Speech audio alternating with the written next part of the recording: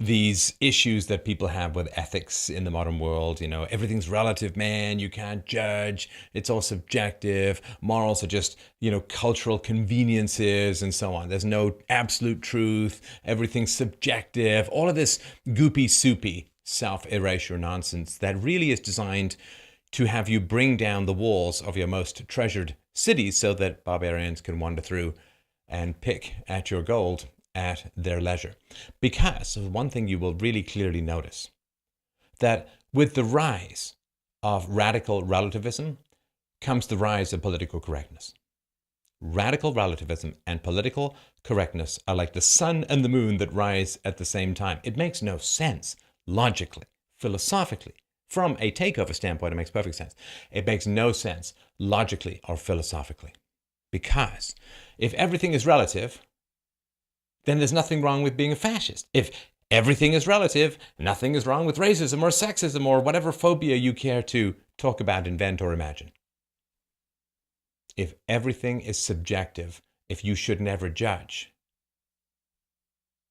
then there should be no justification for political correctness, for the various mob-ruled, jacked-up, hysterical lynch mobs that roam back and forth across the modern cultural and political landscape looking for undefended people that they can isolate and tear down and then hold up their reputational severed heads for the edification and fear-mongering of the crowd as a whole. You understand? This fundamental contradiction really needs to be understood because it's how the left kind of, well, was winning for a time until the scalp for scalp measure seems to have kicked in, and the right are like, okay, we've been boxing according to the Queensberry rules and they're calling in airstrikes, so I guess we got to loosen things up a little bit. This is extraordinarily unremarked upon in society, but it's really something you need to mull over. If everything is relative, why would anyone criticize anyone else's moral choice? Let's say that there is some hateful bigot out there. Well, according to the theory of relativism, his view is no better or worse than anyone else's view. Because the moment you're going to say there's some objective standard by which we should measure people's moral viewpoints or moral perspectives, you're no longer a relativist.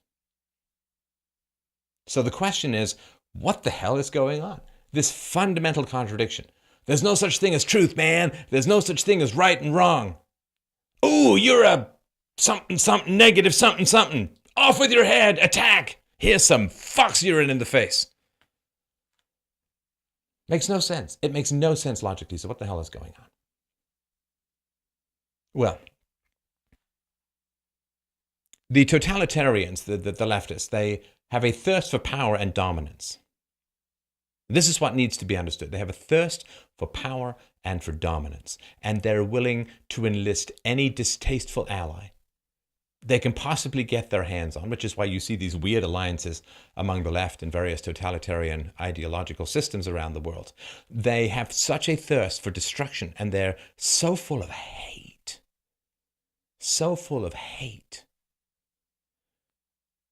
that it's hard to comprehend that level of crazy. It's hard to understand. You know, like if you have a productive life out there, you've got a job, you got a family, you got friends, you enjoy hearty laughter at the follies of the world over a nice glass of mulled cider. If you have, you know, a generally positive and healthy outlook in the world, then it's really hard to understand what motivates people to come up with these crazy, brain-twisting, can't win, don't lose, the only way to win is not to play kind of belief systems. It's hard to understand what a thirst for power they have over you because your life is satisfying and positive and happy and productive and so on, and you have love and all the good things that motivate you to jump out of bed every morning with a step in your feet and a song in your heart. But if you don't have these things, if you are, you know, twisted, broken, Nazgul heart type of guy staring through the knothole of a comfortable middle-class lifestyle, knowing you'll never get it, and just wanting to call in the MOAB on everyone else's happiness, it's really hard to comprehend that kind of mindset because it makes no sense the way that they approach things. Logically, it's completely ridiculous, right? Logically, it's completely ridiculous. I mean, the number of times people have screamed at me over the years, Steph, you're an a-hole for judging. It's like, well, didn't you just judge me as an a-hole? So that doesn't really work now, does it? Anybody who criticizes me for criticizing others, who is hostile to me towards my hostility for others, is ridiculous. Steph, you a-hole, you should never Everything's relative, man, but you're an a-hole. It's insane. It's insane. And I think that, when the ACLU forced the Reagan administration to turn the mental institutions loose on the world, I think that gave a big boost to the left, in fact. That's my particular approach. I could be wrong. But it's so illogical. The question is, why is it there? The everything is relative is an acid that is specifically targeted, one could almost say genetically targeted, to the case-selected people that I've talked about in the Gene Wars presentations. It is targeted at people who have a desire for consistency, who have a desire for integrity, who have a desire to follow moral rules, or the absence of moral rules if that's what turns out to be logically consistent. People who organize their thoughts, who try to live by principles, are specifically targeted by this everything's relative, man. Everything's relative. If everything's relative, there's nothing wrong with poverty. Why need a welfare state? If everything's relative, why have laws? If everything's relative, you can't ever get angry at somebody who disagrees with you morally, because there's no such thing as right or wrong. It's like getting enraged at people who have a different flavor of ice cream that they prefer. It makes no sense at all. Everything is aesthetics. Everything is subjective. Everything is relative. But I'm going to beat you up for being a fascist. It's like, well, you can't have it both ways. If fascism is irredeemably evil, then you can't claim that everything is relative. And then you have to start organizing your thoughts, right? So there are two types of people in the world. It's an overused phrase, but sometimes it's still accurate. There are people who follow rules and people who use rules. You understand? There are people who follow rules and people who use rules.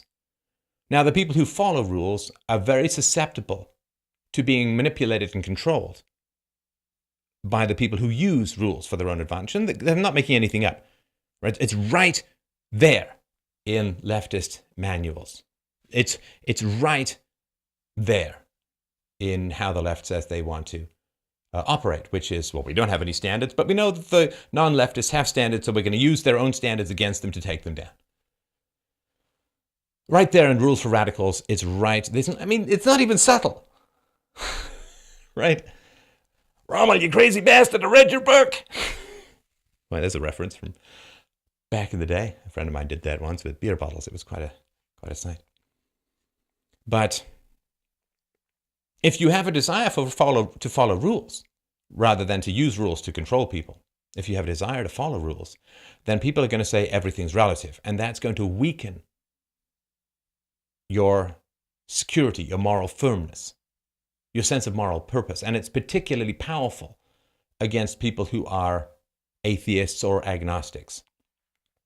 If you go to people, I had this conversation with Dennis Prager recently, if you go to people who are religious, who are Christians, and you say morality is relative, they will say, no, back up there, Buckaroo Banzai. You're going to just have to take a little bit of break from that because I've got the 411 for the big guy upstairs. He's absolutely good. He's all-knowing. He's all-moral. And he says this, this, and this. About 10 of them, not so much. Not subjective. Nice try. Back off with your big government nonsense, people. That's what you get if you're religious, which is why the left has to continually be the termites eating away and munching away at the trenchant foundations of religious faith in the West, of Christian faith. Because the Christians push back against the everything is relative. The atheists have a tougher time with it. The agnostics have a tougher time with it. How do they push back? Everything is relative. Well, there's no ought in the universe. There's no should in the universe. If the universe is not populated by a divine moral force, it's all-knowing and all-powerful, there's no ought. Physics will tell you that if you hold a man's head underwater, he will die. But without God, how do we know it shouldn't be done? It's immoral. It's evil. How do we know? I mean, I have my answers for it, but we're talking general society, not everyone who's read my book on ethics. Free, by the way, freedomainradio.com/free. So when they say everything is relative, they are trying to weaken you. Now, this is why first they take down religion and then they take down the atheists who have nothing firm to stand on in the absence of a God. No moral foundation deep enough. You know, the tree is held up by its roots. Can't plant a tree in a cloud, have it grow. Can't plant a seed. The tree is held by its roots. If you can dissolve or sever a tree from its connection to its roots, its height and its strength and its size and its power, you understand, becomes a liability. The young sapling has weak roots but is not tall and doesn't have many leaves to catch the wind. The giant oak is vulnerable to the wind. Therefore, it needs the depth and power and strength of its roots. If you can disconnect the tree from its roots, the largest trees fall first. The oldest trees fall first. The most mature trees fall first when the roots are severed. So first, they say there is no God. Not because they hate God, but because they hate universal morality, which pushes back against their thirst, demonic thirst, for power over other human beings. You can't own people who have a direct connection to the universal ethics of the divine. Thou shalt not steal, thou shalt not murder, thou shalt not bear false witness.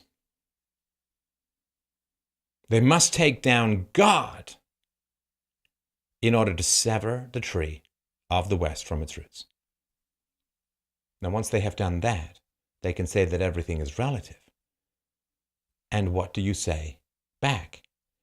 We have these traditions. Well, sorry, those traditions were religious and they're gone. Can't say we have this God. We can say we have these laws. It's positive law, not natural law. It's law justified as what is written in the books, not justified by any appeal to universality that can be intellectually sustained in the absence of a God. This is the old argument. You hear this all the time. People on the right. They say rights do not come from the government. Rights come from God. But when you say there is no God, everything is relative, and the comeback is, well, the laws are universal in the geographical region because that's the way they are. Well, the laws can be changed. The laws can be changed. There is no particular movement in Christianity to put the Ten Commandments under review. Let's get some lobbyists in here. Let's get some funny money from pharmaceutical companies in here and let's rewrite these guys. It's a living Ten Commandments. No, it's not. It's not. And that's the pushback. They take down God. They cut you from your roots. Everything is relative. And then, because you're used to following rules, and rules are a good thing to follow if the rules are good, then you say, well, if there are no rules, there's nothing to defend. If there's no universal morality,